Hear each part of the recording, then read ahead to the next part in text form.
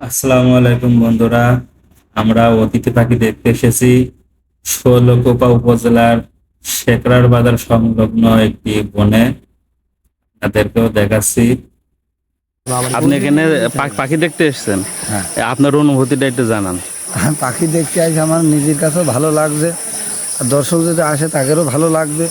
কিন্তু এই পাখি তো আমাদের দেশীয় পাখি না, বলা যেতে পারে অতিথি পাখি, আচ্ছা মানে অন্য দেশের থেকে না আসা। আচ্ছা আর আমরাও এরকম একটা মন মানসিকতা নিয়ে করিলাম, সেভাবে চলছিল। কিন্তু কিছু অসাধু লোক এই পাখিগুলোর সাথে খুব খারাপ আচরণ করছে, দুঃখজনক। আচ্ছা, এটা খুবই এটা করা দুঃখজনক। করা উচিত না।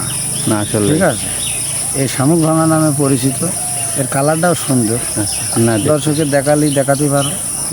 পাখিগুলো একদম গাছের মগডালে বসে আছে। এখানে কতগুলো পাখি হতে পারে? আনুমানিক পাখি তার ওইভাবে গুনা যায় না, হ্যাঁ। কমসে কম 700-800 পাখি আছে বর্তমানে।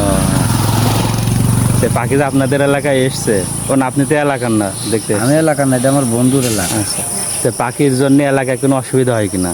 না, কোনো অসুবিধা হয় না, মানুষ আরও আনন্দ ফিল করে, বিভিন্ন মানুষ এখানে দেখতে আসে। আচ্ছা, যাক, ধন্যবাদ আপনাকে।